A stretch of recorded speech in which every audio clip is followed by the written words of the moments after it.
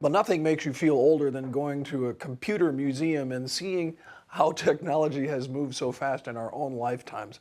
It seems we can't even be that old that machines that look like TRS-80 or even the original IBM PCs and Macs could have been something that weren't even around when we were.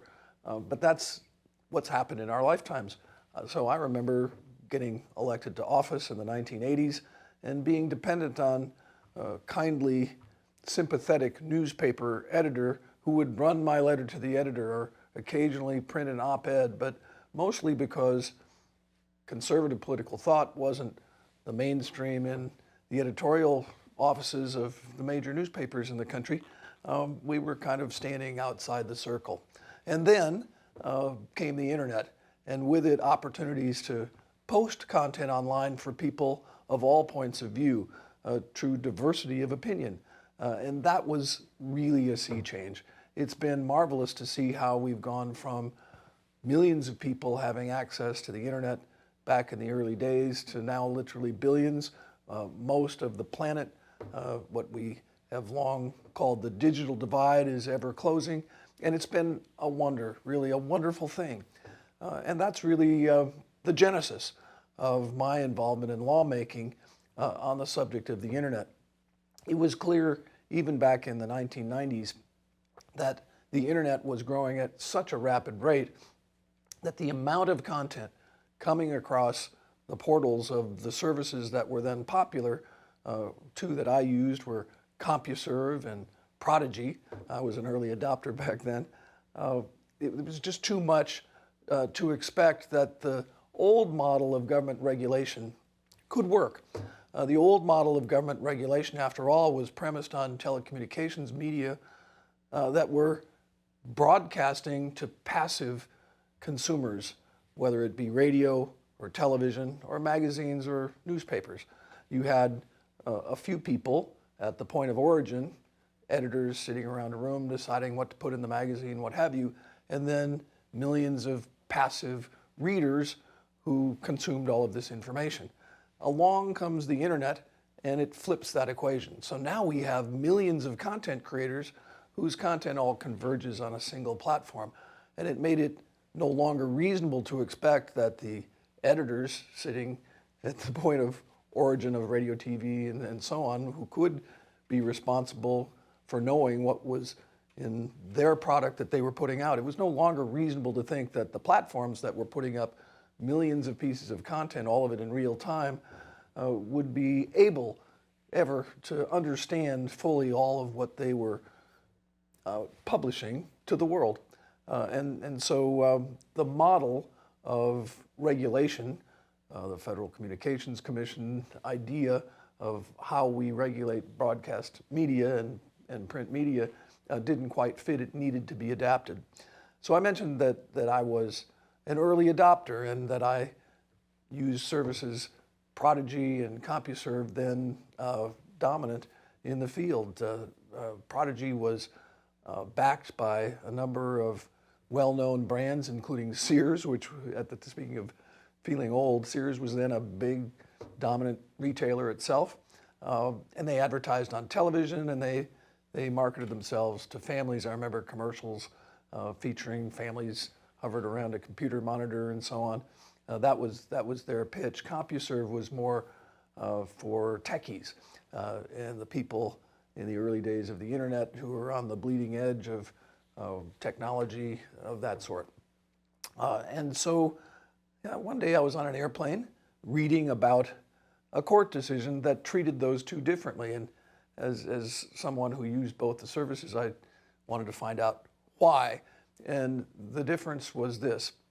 Prodigy tried to maintain a community with rules about what you could say. You couldn't harass, you couldn't use bad language and that sort of thing. They, of course, only made the attempt. They couldn't reach all of the content because there was too much of it. But they did have rules, and they expected the people who subscribed to that service as part of the terms of the arrangement to adhere to those rules. CompuServe, on the other hand, just put up whatever people posted. They didn't bother with that.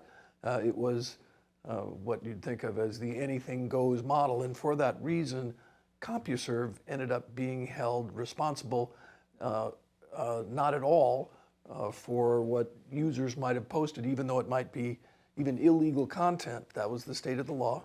But then Prodigy would be held responsible for anything that any user posted because it attempted to have rules of the road. And the case that brought this to a head that I read about in the newspaper was one that involved a party that we now know as the Wolf of Wall Street, a firm called Stratton Oakmont, a brokerage firm, investment firm, was suing Prodigy for libel, that is for defamation, because somebody, a user of the service, had posted a message saying that illegal things were going on there. We would today think of such a person as a whistleblower. The whistleblower was calling out the Wolf of Wall Street, but at the time, the movie hadn't been made, Leonardo DiCaprio hadn't played the role, and the courts hadn't yet figured out that Stratton Oakmont was, in fact, a hotbed of illegal activity. And so the demand that was made on Prodigy pay up to the tune of tens of millions of dollars, or perhaps hundreds, we're not sure from the records. That was taken very seriously. It went to court, and the court ruled in favor of the Wolf of Wall Street. Prodigy settled the case and paid, I'm not sure how much, but a great deal. And that struck me as a very unfair distinction between it and CompuServe, because both of them offered me as a user essentially the same service. But more importantly, look at the incentive that that case created. What would have happened if that had maintained as the rule is that every platform would immediately, in order to avoid that kind of big liability, gotten rid of all their rules of the road, so that everybody would be dropping F-bombs constantly, all the bullying and online harassment and so on that those rules were meant to do away with would once again prevail, and the internet really would become a place nobody would want to spend a whole lot of time. Real, substantive, important content would get drowned out by all of that noise. And so Section 230 was born. We weren't foolish enough to call it Section 230. The bill that originally I introduced was called the Internet Freedom and Family Empowerment Act. And I got a co-sponsor from the other side of the aisle immediately, a congressman from Oregon named Ron Wyden. Today he's in the United States Senate. And this legislation, after we exposed it to a lot of discussion and consideration by Democrats and Republicans in both the House and in the Senate, got a floor vote in the House as a standalone bill and passed with an overwhelming majority. The same thing happened later on when we had a conference report with the Senate, and this legislation was included in the Telecommunications Act of 1996, which was signed into law by President Clinton at a very big ceremony in the Library of Congress, where, using the technology of the 1990s, they hooked up to a high school and interactively with students, just as everybody is accustomed to doing on Zoom right now, talk to them about the law. And it was signed by the president. Vice President Gore was there as well, as were a lot of dignitaries. Newt Gingrich was the speaker at the time. He was there. A lot of people that you would expect at a big fancy bill signing ceremony. And the result was that because the Internet Freedom and Family Empowerment Act was included in this larger legislation, it became Section 230 of another title of the bill. And I think, unhappily, we know it today by that very prosaic name. But that's the origin of the legislation. That's where it came from. And the need for it now seems greater than ever, for the simple reason that back then, the unreasonableness of expecting a platform to read millions of pieces of content in real time has been replaced by billions of pieces of content on the largest platforms. And so while we want to encourage, all users want to encourage online moderation of the sort that Prodigy used to do, so we have rules of the road and civility and so on, we also can't expect perfection. And the law makes sure that while moderation is protected, that perfection and moderation is not demanded, and there is not liability for content that that didn't make it through the moderation screen.